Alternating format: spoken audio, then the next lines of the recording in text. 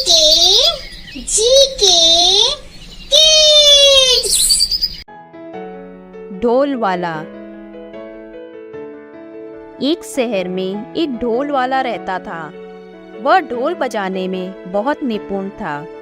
शहर के अधिकतर कार्यक्रमों में उसे ढोल बजाने का आमंत्रण मिलता था। एक बार एक सॉफ्टवेयर कंपनी में काम कर रहे इंजीनियर लड़के की शादी होने वाली होती है, जिसके लिए ढोल वाले को ढोल बजाने के लिए बुलाया जाता है। शादी बहुत बड़े रईस परिवारों के बीच होती है, इसलिए बहुत बड़े बड़े घर के नामी लोग शादी की दावत में पहुंचते हैं। सभी ढोल नगाड़े की धुन का लुत्फ उठा रहे होते हैं। ढोल वाला अपनी जबरदस्त संगीत शैली में शादी का माहौल बना देता है, जिससे इंजीनियर बहुत खुश होता है। शादी का कार्यक्रम धूमधाम से संपन्न हो जाता है। इंजीनियर ढोल वाले को अपनी कंपनी में होने वाले एक कार्यक्रम के लिए आमंत्रित करता है और साथ ही उसे कुछ एडवांस रुपया भी देता है। ढोल वाला इतना बड़ा ऑर्डर पाकर खुश हो जाता है। अगले दिन ढोल वाले को नदी के किनारे गणेश विसर्जन के लिए बुलाया जाता है। नदी के घाट में लोगों की भीड़ इकट्ठा होती है। गणेश जी की बहुत सी मूर्तियां विसर्जित होने आई होती है। इसी बीच ढोल वाला ढोल को पीटते हुए गणेश जी का विसर्जन करवाने लगता है, लेकिन गलती से उसका पैर फिसल जाता है और वह नदी में गिर जाता है। पानी में गिरते ही उसके गले से उसका ढोल निकलकर नदी की धारा में बहने लगता है, लेकिन ढोल वाले को भीड़ में खड़े कुछ लोग पकड़कर खींच लेते हैं, जिससे वह नदी में बहने से बच जाता है। ढोल वाला अपने ढोल खोकर दुखी होता है, इसलिए वह नदी के किनारे किनारे पानी के बहाव की दिशा में आगे तक पैदल ही ढोल खोजना जाता है। किस्मत से उसे अपना ढोल तो नहीं मिलता, लेकिन एक दूसरा अजीब तरह का ढोल नदी के किनारे पड़ा हुआ दिखाई देता है। ढोल वाला दौड़कर ढोल के सामने पहुंचता है और उसे चारों तरफ से छूकर देखने लगता है।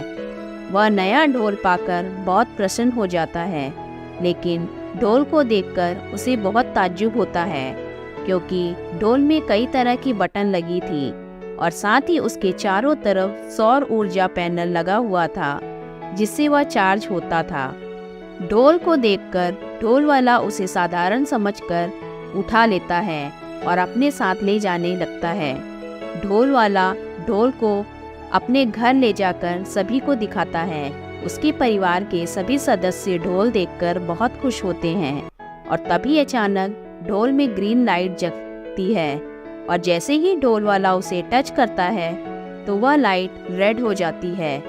ढोल वाला थोड़ा घबराने लगता है, लेकिन उसे लगता है कि यह कोई लाइट से बजने वाला ढोल होगा। अब वह धीरे धीरे ढोल बजाकर अपने धुन का रियाज करने लगता है। अचानक ढोल में कई रंगों की लाइट जलने लगती है। ढोल वाला डर की वजह से ढोल बजाना रोक देता है और दूर खड़ा हो जाता है। उसके परिवार के सभी सदस्य ढोल को देखकर डरने लगते हैं। सभी ढोल को एक कमरे में बंद करके रख देते हैं। अगले दिन सॉफ्टवेयर कंपनी में ढोल वाले का कार्यक्रम होने वाला था, जिसकी चिंता की वजह से ढोल वाले को रात भर नींद नहीं आती। अगले दिन कार्यक्रम में जाने के लिए ढोल वाला वही ढोल ले जाता है जो उसे नदी के किनारे मिला था और सॉफ्टवेयर कंपनी पहुंच जाता है। वहां उसे वही इंजीनियर मिलता है। वह उसे मंच पर जाकर ढोल बजाने को कहता है। ढोल वाला मंच पर चढ़कर धीरे धीरे ढोल बजाना शुरू करता है।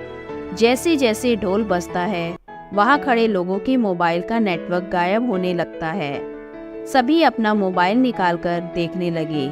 सभी की नज़र मंच पर खड़े ढोल वाले पर पड़ती है।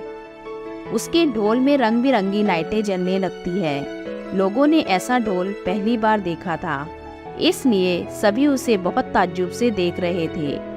ढोल की धुन बढ़ती जाती है। उसी समय इंजीनियर के मोबाइल पर एक फ़ोन आता है जो उसके ऑफिस से उसके बॉस का होता है। बॉस उसे बताते हैं कि कंपनी का सारा सर्वर जाम हो गया है। एक भी कंप्यूटर सही तरीके से नहीं चल रहा।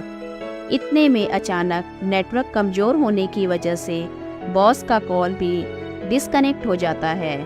अपने बॉस का कॉल करते ही इंजीनियर भागते हुए अपने चैम्बर में जाता है और अपने कंप्यूटर को चेक करता है तो उसे पता चलता है कि उसकी कंपनी में लगे हुए सर्वर को किसी ने अपना सर्वर बना लिया है और उनकी कंपनी के सर्वर में सैटेलाइट की फ्रीक्वेंसी पाई गई है, जिससे लगता है कि शायद सर्वर में अब एलियन का कब्जा है। इंजीनियर अपने बॉस को बताता है कि हमें अभी सारे सर्वर बंद करने होंगे क्योंकि सर कंपनी के सर्वर पर हमारा कंट्रोल नहीं है।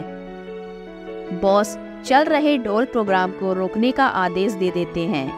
जैसे ही ढोल वाला ढोल बजाना बंद करता है तो सभी के मोबाइल का नेटवर्क दोबारा आने लगता है और कंपनी के सर्वर में भी सब कुछ चलने लगता है।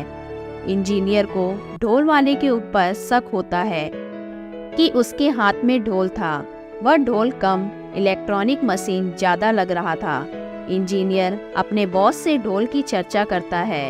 तभी उसके बॉस ढोल वाले को अपने चैम्बर बुलाते हैं और जैसे ही उसके ढोल को देखते हैं वह दंग रह जाते हैं क्योंकि उन्होंने इंजीनियरिंग का इससे नायाब नमूना आज तक नहीं देखा था।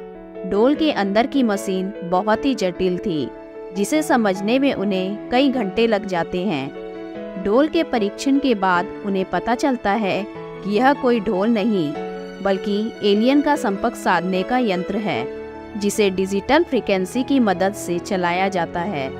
ताज्जुब की बात तो यह थी कि ढोल वाले की धुन में एलियन से संपर्क साधने की तरंगें निकलती थी, लेकिन जब कोई और उस धुन को बजाता था तो एलियंस के संपर्क में नेटवर्क प्रॉब्लम आने लगती थी। दरअसल ढोल की तरह दिखने वाला यंत्र ढोल वाले से ब्लूटूथ की तरह कनेक्ट हो चुका था और अब ढोल वाला ही एलियंस को पृथ्वी में तबाही मचाने से रोक सकता था। उसने अनजाने में अपनी धुन से एलियंस को जंग लड़ने की चेतावनी दे दी थी, लेकिन अब वह नहीं जानता था कि एलियंस को रोकने के लिए कौन सी धुन बजानी होगी। सॉफ्टवेयर कंपनी को इतना बड़ा रहस्य पता चल चुका था जिससे पूरी दुनिया को खतरा हो सकता था। इसलिए वह वैज्ञानिकों से संपर्क करते हैं और उन्हें मशीन के बारे में पूरी जानकारी देते हैं। वैज्ञानिक अपने शोध से पता लगाते हैं कि एक हफ्ते के अंदर ही एलियन इसी जगह पर हमला करेंगे जहां उनका यंत्र है। इसलिए उन्हें यह मशीन यहां से दूर ले जानी होगी ताकि एलियन के हमले से ज़्यादा हानि ना हो, और वह योजना अनुसार उस मशीन को लेकर एक बहुत बड़े पहाड़ के शिखर में आ जाते हैं और वही ढोल वाले को कई तरह की धुन बजाने को कहते हैं। उन्हें यकीन था कि गलती से ही सही शायद ढोल वाला कोई ऐसी धुन बजा दे जिससे एलियंस पृथ्वी में हमला करने का इरादा बदल दे। हम में ढोल वाला अपने दोनों में ढोल पीटने लगता है। ढोल की ध्वनि के बीच आसमान से एक जोरदार आवाज आती है जिसे सुनते ही सब आसमान की ओर देखने लगते हैं। तभी एक बहुत बड़ा स्पेसक्राफ्ट तेज रोशनी के साथ दिखाई देता है। स्पेसक्राफ्ट इन्हीं की तरफ तेजी से आ रहा होता है। स्पेसक्राफ्ट को देखकर वैज्ञानिकों के पसीने छूट जाते हैं और उन्हें अपनी मृत्यु करीब दिखाई देने लगती है। लेकिन जैसे ही स्पेसक्राफ्ट पहाड़ के ऊपर लैंड करता है, उसके अंदर से एलियंस की फौज निकलती है। सभी के हाथ में एक से एक हथियार होते हैं जिन्हें देखकर वैज्ञानिक डर जाते हैं। तभी उसमें से एक एलियन ढोल वाले के पास जाकर उसकी तरफ हाथ बढ़ाता है। ढोल वाला डरते हुए उसका हाथ पकड़ लेता है। एलियन अपनी जेब से एक ब्रेसलेट निकालता है और ढोल वाले के हाथ में पहना देता है। ब्रेसलेट में एलियन से बात करने का सिस्टम लगा था। एलियंस ढोल वाले की धुन से खुश होकर उसे अपना फैमिली मेंबर बना लेते हैं और अपना ढोल की तरह दिखने वाला यंत्र अपने साथ लेकर वापस चले जाते हैं। वैज्ञानिक ढोल वाले के हाथ में ब्रेसलेट देखकर दहशत में होते हैं, लेकिन ढोल वाला ब्रेसलेट की सारी कमांड समझ चुका था। वह उन्हें समझाता है कि आप लोग चिंता मत करो, एलियंस हमें कुछ नहीं करेंगे। इस ब्रेसलेट के जरिए मैं उनकी बातें समझ सकता हूँ। दरअसल एलियन ने मानसिक तरंगों के जरिए ब्रेसलेट को चलाने का तरीका ढोल वाले को सिखा दिया था।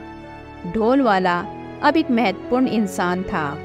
वैज्ञानिक ढोल वाले को सम्मान के साथ उसके घर भेजते हैं और उसे एलियन से जुड़ी हुई रिसर्च टीम में शामिल होने का अवसर देते हैं। ढोल वाले की किस्मत बदल चुकी थी। अब वह स्पेस रिसर्च सेंटर का एक ऐसा वैज्ञानिक बन चुका था जो एलियन से सीधे उन्हीं की भाषा में बात कर सकता था।